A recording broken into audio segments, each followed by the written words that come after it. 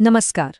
क्या कभी सोचा है कि आने वाला साल 2026 सिर्फ कैलेंडर का एक पन्ना नहीं, बल्कि एक बहुत बड़ा एनर्जी शिफ्ट यानी ऊर्जा का बदलाव हो सकता है? चलिए, आज समझते हैं कि ये बदलाव आखिर है क्या और हम सब इसका फायदा कैसे उठा सकते हैं। हम सब अक्सर यही सोचते हैं कि क्या नया साल सच में कुछ नया लेकर आएगा, पर देखिए, असली बदलाव तारीख बदलने से नहीं, बल्कि हमारी अपनी अंदरूनी ऊर्जा को बदलने से आता है। ये बात शायद हम में से कई लोगों को अपनी सी लगे। दिन रात मेहनत कर रहे हैं, सब कुछ सही करने की कोशिश कर रहे हैं, फिर भी मन में एक बेचैनी है, एक खालीपन है। जानते हैं क्यों? क्योंकि असली लड़ाई बाहर की दुनिया में नहीं, हमारे भीतर की ऊर्जा के स्तर पर चल रही है। प्रॉब्लम कोशिश में नहीं, हमारी एनर्जी में है। तो आज मैं आपको वो 3 गुप्त नियम बताने वाला हूँ जो श्री कृष्ण ने अर्जुन को सिखाए थे। यकीन मानिए, अगर इन्हें ठीक से समझ लिया तो 2026 में सफलता पाने से कोई नहीं रोक सकता। तो सबसे पहला और सबसे जरूरी नियम है अपने वाइब्रेशन पर कंट्रोल करना। वाइब्रेशन मतलब आपकी अपनी आंतरिक ऊर्जा की तरंगें। यही वो नींव है जिस पर हर बड़ा बदलाव टिकता है, क्योंकि जैसी आपकी ऊर्जा होगी वैसी ही आपकी दुनिया बनेगी। अब ये वाइब्रेशन का सिद्धांत बहुत सीधा और सरल है।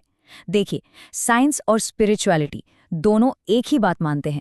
जैसा हम अंदर से महसूस करते हैं, वैसी ही चीजें और हालात हम अपनी तरफ खींचते हैं। अगर कोई हर वक्त तनाव में रहेगा तो क्या होगा?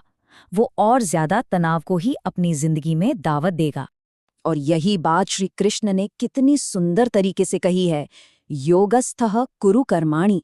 इसका मतलब है, पहले योग में स्थित हो जाओ, यानी पहले खुद को बैलेंस करो, अपनी एनर्जी को शांत करो और फिर कोई काम शुरू करो। जरा सोचिए, अगर हर काम की शुरुआत एक शांत और संतुलित मन से हो तो उसके नतीजे कितने कमाल के होंगे। और इसे अपनी जिंदगी में उतारने का एक बहुत ही आसान तरीका है। रोज सुबह जब नींद खुले तो बस 2 मिनट, सिर्फ 2 मिनट के लिए शांति से बैठें और अपना पूरा ध्यान अपनी आती जाती सांसों पर लगाएं।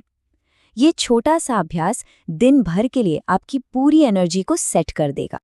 अच्छा, तो जब एक बार आप अपनी ऊर्जा को संतुलित कर लेते हैं, तब आता है हमारा दूसरा नियम, और वो है शब्दों का जादू।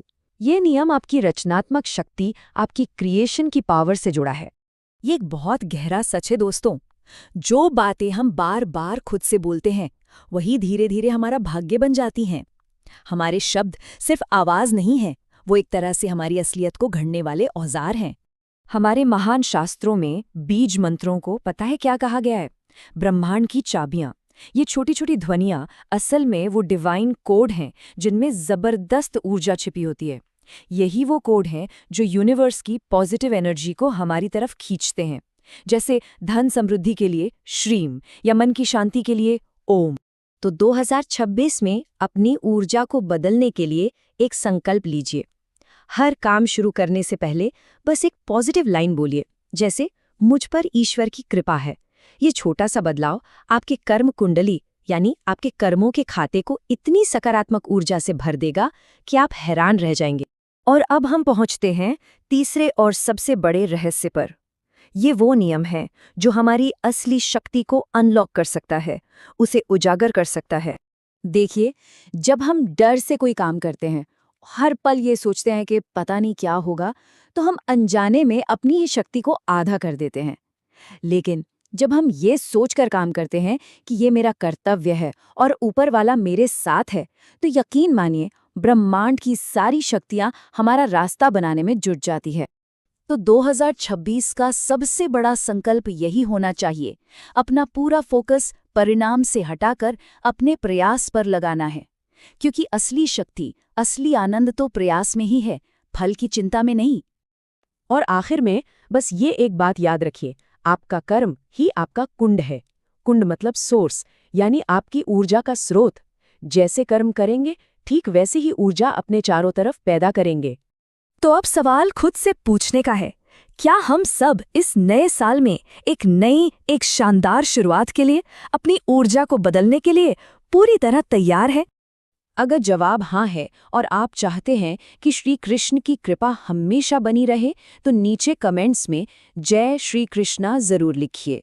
और इस संदेश को उन सभी प्रियजनों तक पहुंचाइए जिन्हें एक नई शुरुआत की सच में जरूरत है। ऐसी ही गहरी आध्यात्मिक जानकारियों के लिए कर्मा कुंड को सब्सक्राइब करना ना भूलें। राधे राधे।